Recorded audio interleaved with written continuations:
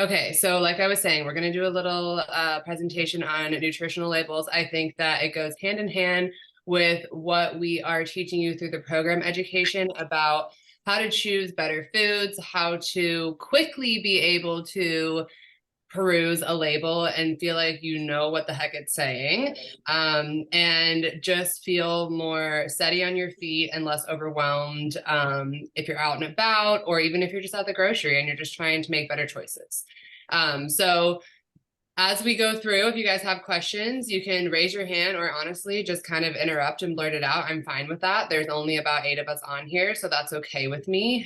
We're not going to be a huge disruption, and I want you to get your questions answered. So a little bit about the flow. We're going to talk about why we need to know how to read nutrition labels, kind of what the high yield information is on there. So if you only have a couple seconds to look at it, or if you're at the store shopping with little kids and don't have time to sit there and dissect the whole label, what you need to just quickly glance at. Kind of a what do I want to say? A formula for how to look through the label and what is going to be, what's the first thing that I look at, what do I look at next, so that I can, even if I don't get to all of the things that I want to look at, I look at the high yield stuff first. And then I put a little thing in here about how to not get swindled by marketing, because unfortunately in America, there's lots of good marketing out there making food look really nutritious and delicious, and half the time that food is terrible for you. So we'll talk a little bit about that. And then we're going to do a couple examples of just looking at some different products and looking at how you would choose the best possible choice. Okay, so you guys are all on the train here. We know that food is medicine. Food can either be medicine or poison, right? And the last probably 4 decades in this country, the processed food market has exploded. And the unfortunate thing about that is that it's cheap and it's convenient. So a lot of people who, you know, are even don't have the money to go out and go to the regular superstore, the regular grocery store, excuse me, are shopping at places like convenience marts and corner stores that hold a lot of these cheap, quick foods. And inside there is just hundreds and hundreds of chemicals and food groups that are making you more inflamed. And we see this, right? Our obesity and diabetes epidemic are surging. And this is unfortunate too, because people live in what we call food deserts, where they don't even have access to really good, healthy whole foods like we do here in Southern California. And they are forced to eat this because that's what they can afford and what is close enough to them to get to without having to hop on a bus or get in a car or this or that. So I'm very aware of that, and I'm not discounting that, but I think that all of us here today are here for a reason. That's to make better choices for our health and to prioritize and do the best that we can. And, you know, I'll teach you guys about the dirty dozen and the clean 15 and how it's important to eat those dirty dozen foods, organic, etc. But I know we can only do the best that we can do in each situation. And I totally understand that. And I honor that. And I do that myself. I'm not perfect. So I don't expect anyone to be perfect, but I think that knowledge is power. So the more that I can impart this on you, the better decisions you can make. And even if you do make a bad decision, if that's all the option that's available to you, you at least understand like, oh, this might not be the best thing, but that's okay. Tomorrow I'll get back on track. So back to the slide, you know, being able to decipher what's in your food and not be confused by conflicting marketing claims and things like that is super important. You know, we usually look at the calories, the fat, maybe the carbohydrate content. I'm not even sure if you guys are looking at that or are fully aware of how to read that, which we'll talk about. But let's also preface this by saying that if you're eating a whole foods diet, most of your food is not going to have a long label on it because it's going to be coming from the earth or something that, you know, walked this earth as far as the proteins go. And minimally processed, you know, whole foods like that takes a lot of stress away because you don't have to read a single label that for any of those things. So just keep that in mind too. The more veggies, fruit, and lean meats that you're eating, the less labels you're going to have to read. Obviously, we can't fully escape it. And sometimes we do need more something for convenience, or if we're on a road trip and we have to run into the gas station because we're starving, that's fine. Now you're going to have a little bit better information on how to guide you there. So We kind of already went into this, but being proficient in reading nutritional labels is going to be less overwhelming at the supermarket. It's going to really make you connect more with what you're putting into your body, which I think is huge. And then we're going to learn some like really quick, high yield things to stay clear of, so that if you see that on the package, you just know, okay, this is not for me. Like, this is pro-inflammatory. I don't want to add this to my diet or my body today because this is going to cause inflammation. And then it's easy to quickly understand what works for your body and what doesn't. I had a patient this week who was reacting to stevia. And in general, stevia isn't terrible, but some people it does cause more gastrointestinal symptoms and kind of can lead to diarrhea or some bloating or gas or things like that. And, you know, I'm not anti-stevia, but for her, now she knows she can quickly look at a label, and if there's stevia in it, that's a no-no for her. So it can be personalized like that too, but we'll also talk about some like general things as we go through here. So since 1990, the FDA has required nutritional facts be placed on any sort of processed food so that people can better understand what's in their food and get a little bit of a better idea of, you know, how much of these macronutrients and calories in general they are eating. So, you know, you guys don't have to raise your hand, but I just like would kind of like to know, are you guys reading labels? Are you just kind of knowing what good brands are and choosing the brands without reading the labels? Do you feel like you have a good hang on it? I want a little bit, and you guys can just blurt it out too. I kind of want your consensus on where you are. Do you know nothing? Like, where on the spectrum of this nutritional label and being proficient in reading them do you feel like you are? I'm not proficient at all. I don't look at labels. Okay. Okay. I feel like that's most people, Karen, so you're not alone, but I'm going to teach you today. So hopefully you'll feel better after this. Anyone else? I started reading labels when I started the nutrition program, just to sort of look at sugars and things like that as we were going through the weeks and the courses. But otherwise, I find the labels to be really confusing. Okay. And they are confusing. I try to, you know, if I have a label that has ingredients that I don't know what they are, I just put it back. Yeah. That's kind of, I feel like in the last few years, that's kind of what has been touted on social media and stuff. Like, why are you eating something if you can't pronounce the food in there or whatever? And then there's the whole other side of like nutritionists and people that say that a lot of, you know, it'll have this long word, but really that's just another word for something that you do know. And it's just a weird way they're putting it on the nutritional label. I personally would rather only eat things that I can read every single ingredient and know exactly what that is without having to look it up or not even being able to pronounce it or say it out loud. And to be honest with you, you know, I still indulge occasionally in some processed foods or convenience things, but now that I'm very aware of this and I stick to a whole foods diet, hardly anything that I eat has anything like that on there. It's just all the junk that I used to either think was healthy or just wasn't aware of was as unhealthy for me as it was. And so it kind of just naturally segues into that. Like most of the stuff, once you find the good brands and, you know, you also like the taste of that, and you stick with those ones, you'll realize a lot of them don't have junk ingredients, but there's a couple things that even health foods, sometimes slip in there, and we know is better to not. So we'll talk about those as we run through this. Let me pull back up the thing. Is it whited out for you guys, or does it look bright? It looks kind of like it's hazy for me. It's a little hazy, but I can read it. Let me reload it and see if that helps. Yeah. Okay. Yeah. All right. Okay, so when I'm looking at any packaged food, this is kind of where I start. And I'm recording this, so you guys will have, this will get emailed out. So if you guys want to rewatch it, or even if you want to like screenshot certain things that I'm on, feel free to do so. I always look at the serving size because a lot of times the serving size is a lot smaller than what you would think. So it's always good to reference with that first so that you know exactly what they're anticipating. And the way that they make up serving sizes is basically the FDA saying what the average person eats. It's like arbitrary. So just know that too. You know, a lot of times like a bottle of Gatorade will be 2.5 servings. So if you look at the calories and you see there's only 200 calories, well, that's for one serving. Really, there's 500 calories in that bottle of Gatorade. And a lot of it is from the added sugar. So That's just one example. But like, who the heck's going to drink a bottle of Gatorade in 2.5 sittings, right? Like, people just drink a bottle of Gatorade. And so being more aware of that is going to help you better understand, you know, the actual calorie intake if you do have that full bottle or that full package of food, versus just quickly glancing at it and being like, oh, it only has 180 calories.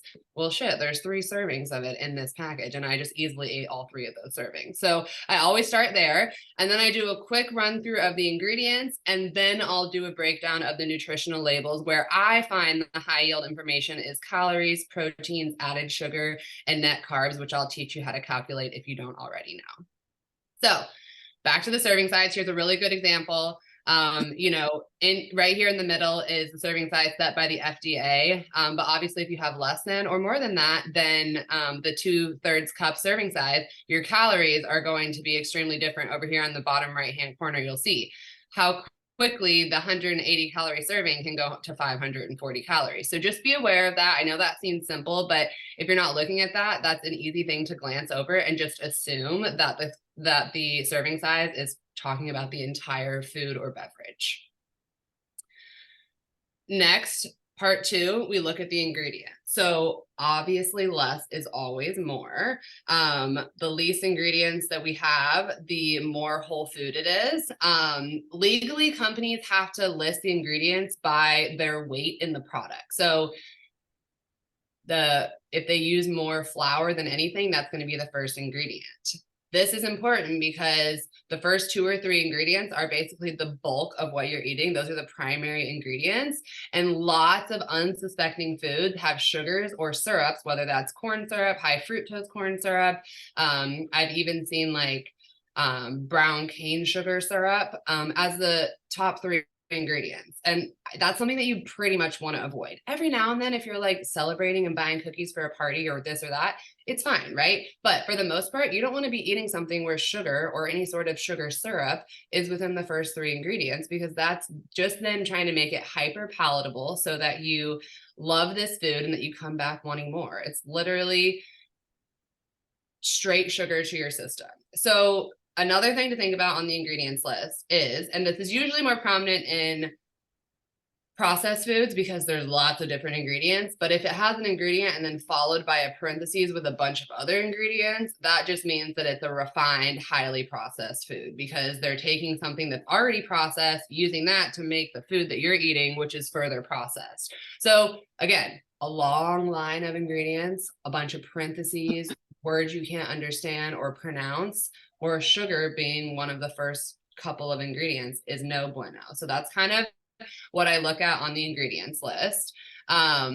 Here's some things that you'll want to stay clear of. So what I was referencing with the sugar, sometimes it'll be called cane sugar, sometimes it'll be called brown sugar or corn sweetener, corn syrup, dextrose, fructose, high fructose corn syrup. Like, if you didn't know all these things, they could easily fool you. Another thing that's pretty good to look out for and try to avoid are the food dyes. We know through lots of research that this affects mood, energy, just your biochemistry in general. Lots of kids have high reactions to some of these, and even adults. I have some patients who react to the red food dyes. And again, why are we needing to put this in our food? Probably because you're eating something so processed and made of flour that they want to make a pretty color so that it's more attractive to you. Like, we don't need that in our food. That's just something that they're adding. And not to hate on Gatorade, but I'm pretty sure Gatorade has artificial coloring in it too. They may have changed their formulas, but back in the day, they want to promote this bright orange and bright green and bright blue drinks. Well, they're doing that artificially. There's nothing in nature that's that color. So just remember that. The third thing that I look to highly avoid are the hydrogenated vegetable oils and seed oil. Now, I'm not like a seed oil, hater. I think that things like sunflower seed oil, and sesame seed oil, things like that can be fine in small amounts. But I think that if you're eating a highly processed diet, like a lot of Americans are these days, you're getting way too many seed oils, and these are more inflammatory, we know, than things like olive oil or avocado oil that are not made from seeds. So they cause more oxidative damage in your body, and then your body's left to clean that all up. And yes, you know, if I go out to eat, I'm not asking the waiter, like, is this cooked in a seed oil? There are apps that's called Seed Oil Scout, something you could look into, and they do have restaurants on there that don't use that, you know, swear by not using seed oil. So if you're really cautious about it, you could do that. But I live an 80-20 lifestyle, and I encourage you guys to do that too, because I think that trying to avoid everything at some points can be a little bit more anxiety provoking than just letting loose every now and then and being okay with it. And so if someone is eating like all of their meals from takeout or processed food or frozen pre-made dinners, then yeah, they're getting a lot of those hydrogenated oils in there. But if you're cooking the majority of your food and you're using olive oil and avocado oil, if it slips in every now and then, it's not the end of the world. But you don't want to be buying something that you're eating on a weekly basis, right, that has a lot of these in it. So that's just something else to look out for. I think that in the last couple of years, seed oils have been very weaponized against people, and things like sesame oil, tahini, which is made from sesame seeds, they're okay. You just have to be careful of your intake, and you can't overdo it. And unfortunately, lots and lots of condiments and sauces use canola or vegetable oil, which is just not the greatest. So it's taken me a few years, but I've gotten really good at making like really quick little vinaigrettes and dressings and sauces myself. And I can share some of those resources with you guys. I have a couple websites that I kind of riff off of, I guess. They have like a few different sauce recipes, and I'll just either use those or doctor it up a little bit or doctor it down depending on what I'm making. But it just feels so much better to eat something that I know has 4 ingredients and that I made with fresh things from my kitchen, rather than, you know, buying something that is shelf stable and doesn't even need to be refrigerated because there's so many preservatives and canola oil and all that kind of stuff in it. So sorry, that was a bit of a tangent, but the partially hydrogenated oils are the third thing that you kind of want to seek out and just make sure that you're not intaking high amounts of.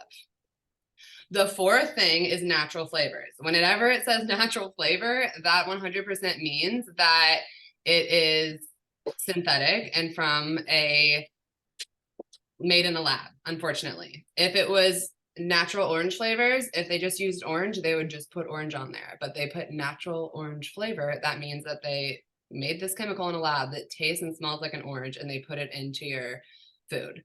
There's so many, there's thousands of natural flavors and natural additives, and we don't have research on every single one of them. We just know that like they're probably not the greatest because they're synthetic and they're not made from whole foods. So just keep that in mind.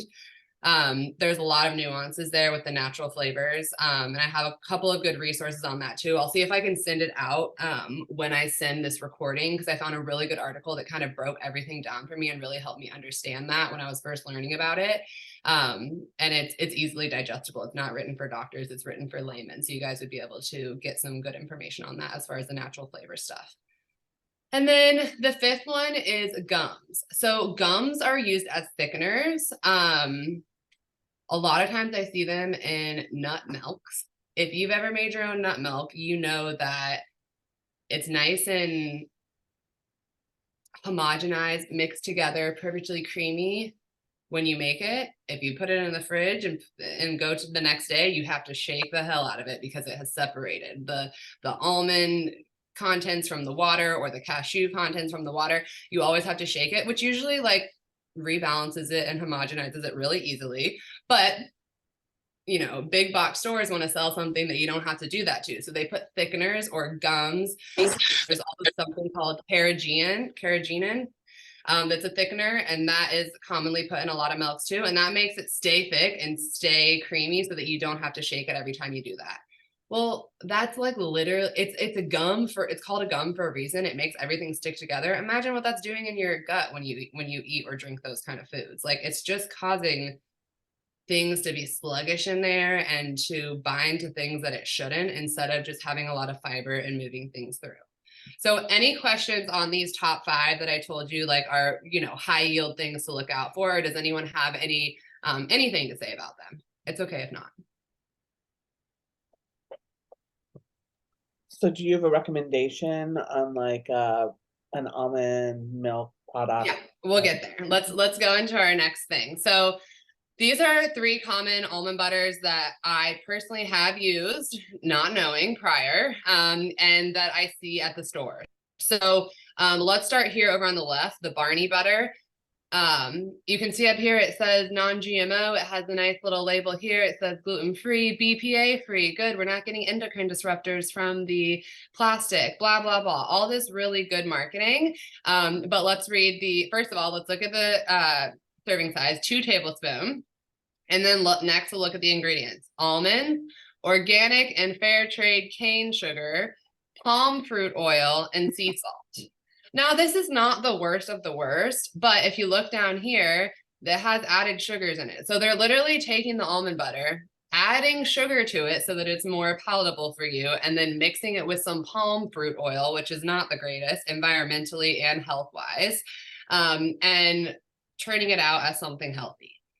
Next, let's move on to Justin's, which I thought was healthy until a couple of years ago when I really deep dived and looked at the ingredients and kind of taught myself a little bit more. This one, again, the serving size is 2 tablespoons, pretty standard for nut butters.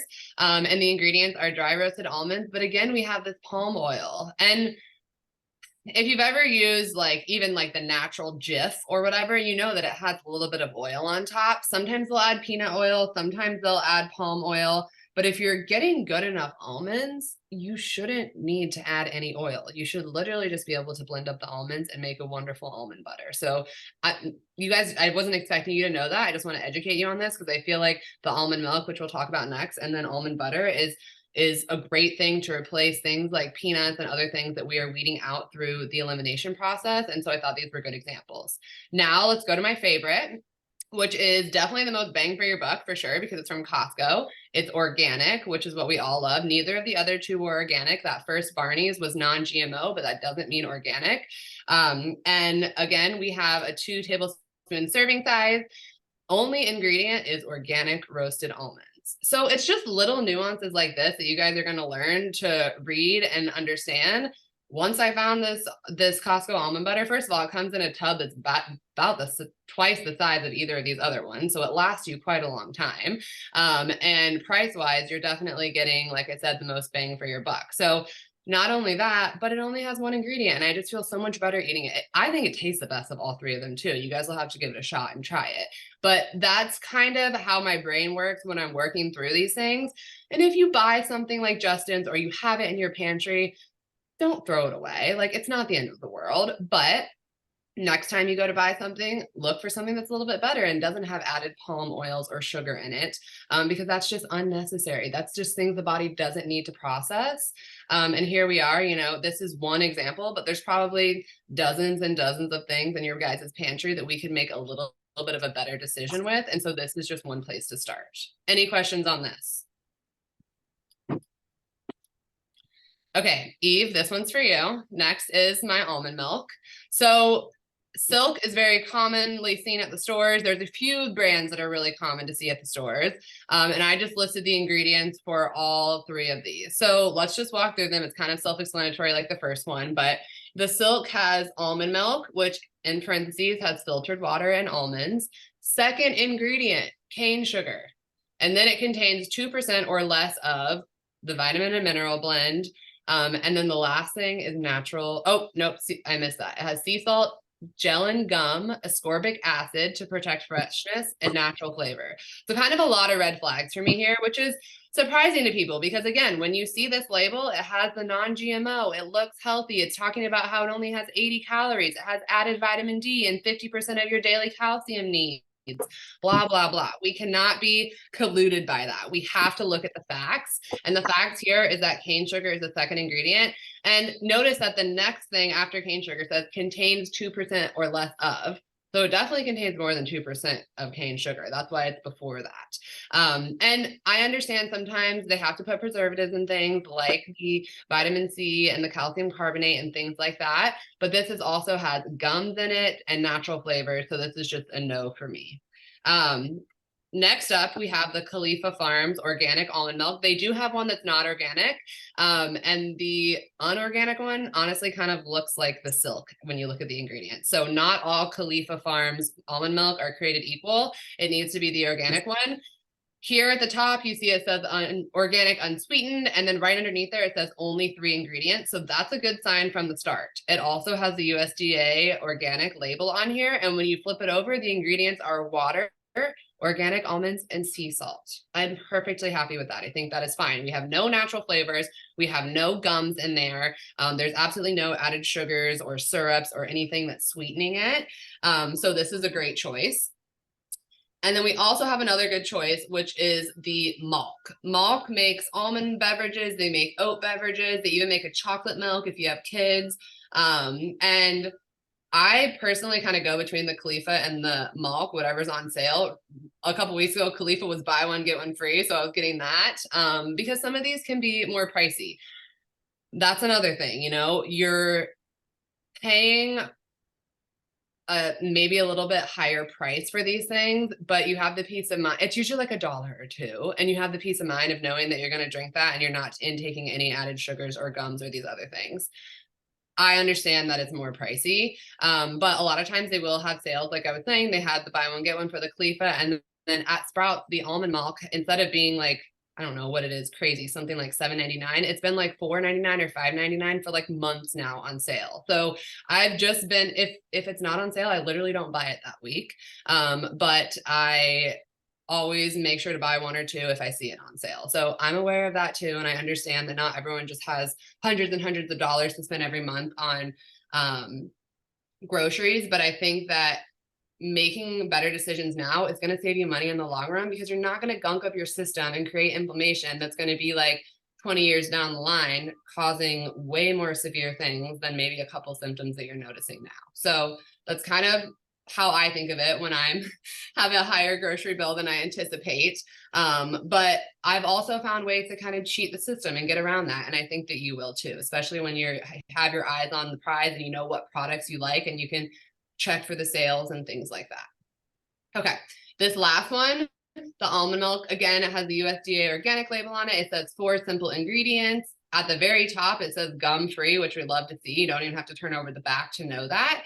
But on the back, the ingredients are listed as filtered water, organic almonds, pure organic vanilla extract made from vanilla beans, not natural vanilla flavor, remember, and then pink Himalayan salt. So either the Khalifa or the almond milk are great choices, and they're very easy to find even at most like Vons grocery stores. So those are kind of my top 2 for almond milk. And I know with the shakes that people are doing or smoothies or chia pudding, that these are good brands to know and have in the back of your head to know that you can just go to the store and pick that off the shelf and not even have to read the label because you already know that it's safe. Does that answer your question, Eve? Okay, good. Okay, next we're going to talk a little bit more about the nutrition label. So we've kind of already gone into the basics as far as the serving size, you guys know about that. And then the ingredients are always listed separate than this like actual rectangular nutritional facts label. So look at the serving size, look at the ingredients, and then we'll go back if we still think it's a good product and we'll look at the actual nutrition label to get a little bit better idea of, you know, our macros. Not that I think everyone needs to count their macros, but I think it's just good to kind of be aware of like how many added sugars or total sugars is too much, or is this really carby? Like, do you guys have a threshold for where you're like, oh my God, that's way too many carbs for servings. That's not going to work for my body.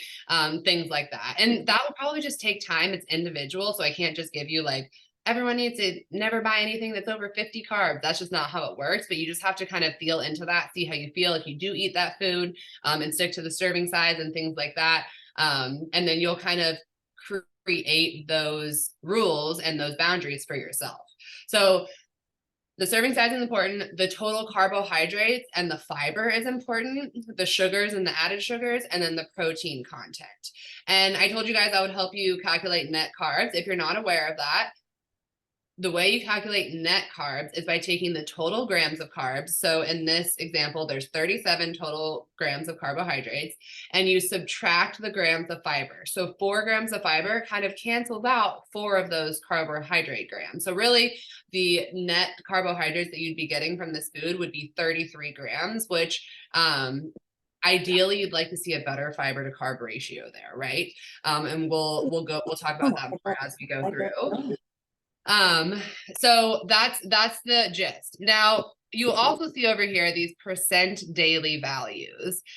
To be honest with you, I don't really look at that very much because the RDAs, or the recommended daily allowances, those percentages, they are literally based on the minimal amount of that food that you would need to like not get a disease. Like vitamin C, that percentage, what they're giving you is so that you don't get scurvy. I would hope you're eating a little bit more vitamin C than the amount that just barely gets you past being at risk for scurvy, which is, you know, a vitamin C deficiency.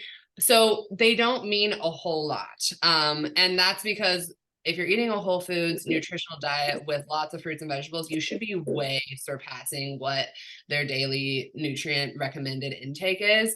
And so I don't put too much stock in there or worry too much about that because I'm just more educated on how I eat in general. And I know that I'm not worried that I'm not going to get enough of X, Y, or Z because of the way I eat. So I don't think that you guys need to hone in or pay super close attention to that aspect of it. We're going to look more at the macros because like I said, those RDAs are really only making sure that you're not having a nutrient deficiency. Okay. Before we go on, I want to just talk about how the marketing claims and some of the stuff on the front or the back of the package even can be a little bit confusing. So a lot of this, every single thing that's on here, low carb, natural, zero trans fat, whole grain, multigrain, sugar-free, high in fiber, plant-based, light, fortified, or enriched. All of those, you need to just literally put your blinders on when you see them because it doesn't mean anything. We cannot let the front of the package confuse us. We need to immediately flip it over and look at those three things that I talked about with the serving size, the ingredients, and the nutritional label.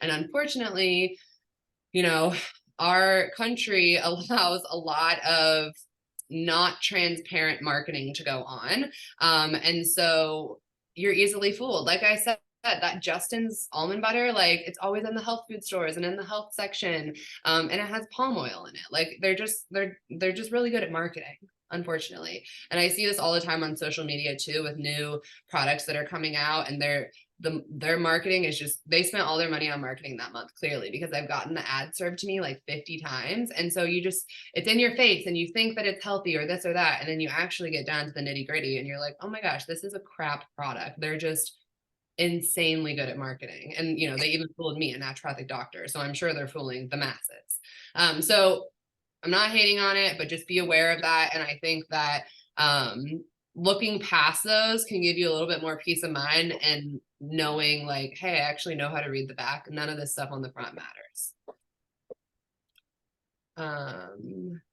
Okay, so let's put it all together. Let's start with the front of a package. You know, like I said, kind of they're a billboard. They're trying to grab your attention in the store when you walk by and only see it for 2 seconds. So they're going to put catchy stuff on there. They're going to put organic. They're going to put non-GMO. They're going to say it has whole grains like this Kashi cinnamon harvest does. And they even list the fiber content, which is good. But let's take a little bit of a deeper look into it.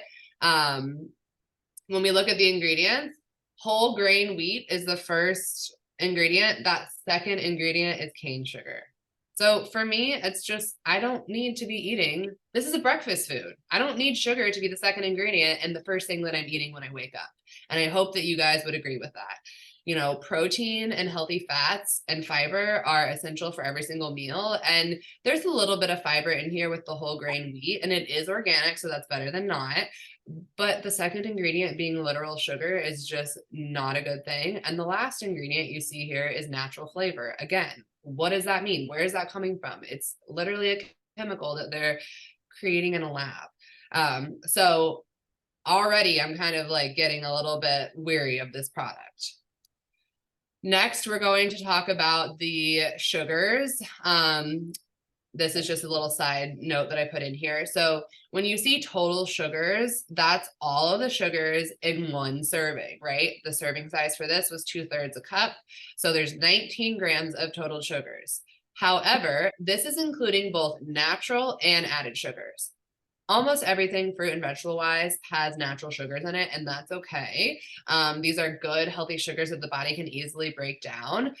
But then a lot of processed food will also have added sugars. And now they legally have to list the amount of added sugars right underneath the total sugars. So this product naturally only has 4 grams of sugar in it, and they add 4 times the amount, 15 extra grams, to try to make it palatable to you while they're making the product. Just so you guys have a little bit better understanding of the natural versus added. High levels of added sugars. I mean, I try to not really eat anything with added sugars. They're just dumping white table sugar into your food, and that's just not good. We already know that's inflammatory. But this is just so that you understand the difference between the natural and the added. And a lot of times it's confusing because you see this and you see total sugars 19, you might think that that's natural sugars. And then you say, oh, and they added 15, that's less than what it naturally had. But no, if you really break it down, this food has 4 grams of natural sugar and they added 15, which is just insane to me. And that's a lot of processed food. Okay, this is back to the Kashi cereal. So now we're flipping it around. The serving size is 28 biscuits and they're pretty small. So, that's hard to know if you're just dumping it into your bowl, if you're actually getting that serving size. Something like this, you maybe would want to pour it into like a cup serving and see if a half a cup or a cup is equivalent to 28 biscuits. And then going forward what that serving size is so that you can actually make sure that you're not accidentally doubling the serving size or something like that. In the serving size, the calories are 180. Then it breaks it down into fat, cholesterol, sodium, potassium, carbs, sugars, and protein. So let's see. Here we go, a little bit more of a breakdown. So the pink at the top, the serving size, there's 8 servings per box. That's another good way to use it to think about it, I guess. If you're going through this box of cereal in 3 to 4 days, obviously you're way overdoing the serving size. And it's very easy to do that. Like specifically with cereal, that's why I use this example. I don't think a lot of you are eating cereals. A lot of cereal is very high in sugar, unfortunately. And so it's probably not a good breakfast choice regardless. But always remember to check that. The calories in red, we talked about that 180. Next, we'll talk about the fat. So that again is talking about specifically in that serving size, and it breaks it down into saturated fat, trans fat, poly, and unsaturated fat, excuse me. So this only has 1 total gram of fat in it, which is pretty much nothing. Like that's 2% of your daily value. And remember, that's just to not be deficient. Nothing in America should have trans fat in it at all anymore. That's illegal. So that makes sense. The trans fat is 0. But this is just not giving us adequate fat. It's a cereal. I wouldn't expect it to. But if you're eating something that has a higher fat content or has some fruits or veggies that have some or protein that has some fat in it, you'll want to check this. Cholesterol, it's good that this doesn't have any cholesterol or sodium in it. I find that people don't need to be as worrisome about cholesterol or sodium in general in their food, especially if you're eating whole foods. If you're eating processed food for every meal, that's a different story. But a lot of us are actually deficient in minerals like sodium. And majority of research shows that unless you're eating fast food every day, cholesterol from a dietary perspective doesn't add that much cholesterol to your total cholesterol readings in the labs. It has a lot more to do with your lifestyle, your diet, the amount of fiber that you're getting in, and the inflammation in your body. Because once inflammation starts to rise, so does cholesterol. And this has been shown by many studies with people, having X amount of cholesterol in their blood, and then one person going on, like, let's say a completely animal-free diet where they're eating basically vegan, and then the other person not changing their diet and still eating the standard American diet. And the changes in cholesterol are minimal for that person who sticks with the standard American diet. It just doesn't, it's not like it drives you up in that crazy way that a lot of conventional medicine has us believe. Really, the crux of it is the inflammation and sometimes liver dysfunction that we have to look at. So don't discount it. Obviously, if you look at the cholesterol and it's like 200% of your daily value, that's probably really high in cholesterol and not something you should be having on the regular. But I'm not a sodium or even a potassium snob in that, oh, if it has this much in it, I won't eat it. I know some people are. And if that makes your body feel better, if you feel like you eat things with higher sodium or potassium salts in them and you feel bloated or something like that, then that's understandable for you individually to not eat foods that hit that requirement. But that's more on a personal level. Next, we'll look at the total carbohydrates. So carbohydrates is hard, you know, a lot of us feel better physically when we're not having a whole lot of carbohydrates in our diet, but it's hard to do because carbohydrates are our quick energy source. They're what break down very easily when we eat it. Sugar, wheat, flour, all that stuff that is more carby goes straight to the system and gives you energy immediately. So that makes sense that our bodies crave those kind of things because it's just quick energy. The body doesn't have to work too hard to manifest. Now, there's different kinds of carbohydrates. There's complex carbohydrates and simple carbohydrates. You will never know this, unfortunately, unless you read the ingredients to know what's in there. It's not going to say it on this nutritional label, but wheat flour, white table sugar, even corn, those are the simple carbohydrates that get really easily digested. And then things like sweet potatoes or quinoa or even brown rice, those are more complex carbohydrates. And that's because along with the carbohydrates, they have fiber in them that slows your body's digestion. So instead of you eating, I don't know, a piece of cake that has a bunch of white sugar and flour in it, and it shooting up your blood glucose, that the body then has to release insulin and try and bring back down into a healthy range. When you eat something like a sweet potato that, yeah, might have carbs in it, but also has fiber, you don't get that huge spike in glucose. You might get a little spike, but it's much easier for the body to make some insulin and bring it back down into healthy range. So the complex versus simple carbs is important. There's not necessarily a carbohydrate grams that you should stay under per day to be healthy. I just think that being aware of this and noticing even some things that you might be unsuspecting or things that are healthy that have a higher carbohydrate load, and you kind of just have to start looking at these things and being able to compare them. Oh, I had that, you know, pasta the other day and I really liked it, and it only had 20 grams of carbs, but it also had 10 grams of fiber in it, which makes 10 net carbs. Whereas this other one that my husband brought home has 44 grams of carbs and only 3 grams of fiber. What's the better choice? The original one, right? So this takes time. You guys, if you have questions about specific things, you can always message me, or we can have another little rundown of this. I'm also going to send it out so you can rewatch it. But there is something to be said about that fiber, which is always listed underneath the carbohydrate percentage here. So for this one, the net carbohydrates would be 43 grams minus 5, so 38 grams of carbohydrates, which for a breakfast meal is kind of high, especially because it only has, if you look at the bottom, 6 grams of protein. Ideally, every meal you're getting about 20 grams of protein. So if you're having a huge load of carbs from this cereal and only getting 6 grams of protein, that ratio is not going to work in your favor. I skipped over this too, but it also has 9 grams of sugar in it. And we saw that second ingredient was cane sugar. So this is added sugar. The wheat doesn't have much sugar in it in general. It's the added sugar from the cane sugar. And this might have been done before they made the law that says you have to show the added sugar. So I know I made mention of that earlier, but of course this one doesn't. But still, 9 grams of sugar, with that being the second ingredient in a breakfast food or in any food, is not ideal. Any questions on this?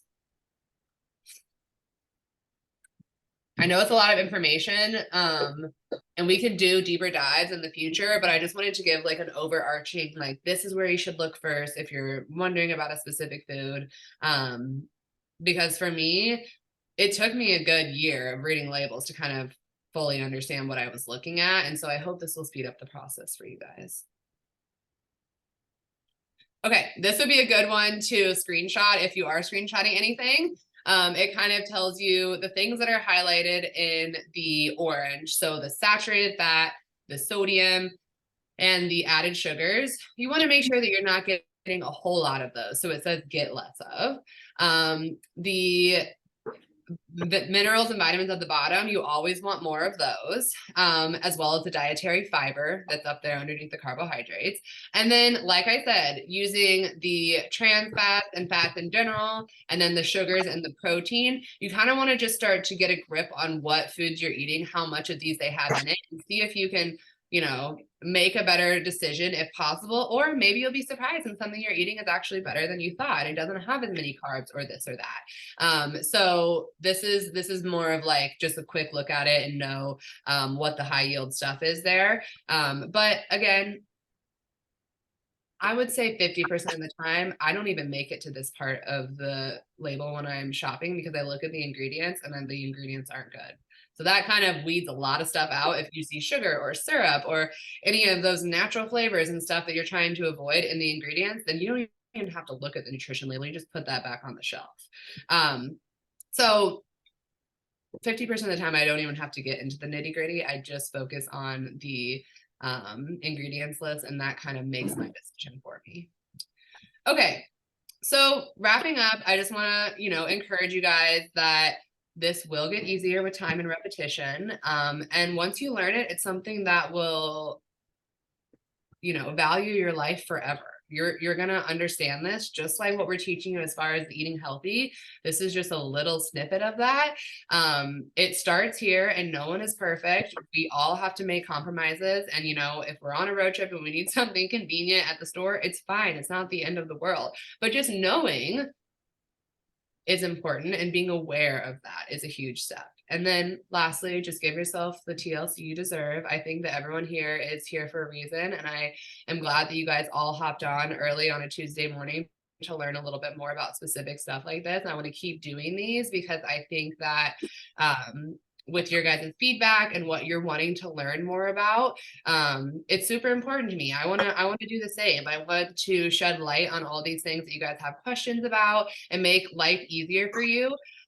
As a naturopathic doctor, I feel like I have become blasé about a lot of stuff that's just not second nature to a lot of other people. And so sometimes I'm like, oh, wait, you don't know about this or that, or how to read a label, or blah, blah, blah. The list goes on. And it's because I've been doing this for years and years, and I went to 4 years of school and learned it. And I have to have a little bit of a reality check of myself and say, okay, everyone's not in the same boat as me, and they might need a little bit of guidance here. And so, you know, I wish I could sit down with every patient at every visit and teach them this, but this is a much better way to use my time. And now that we've recorded it, to be able to send it out.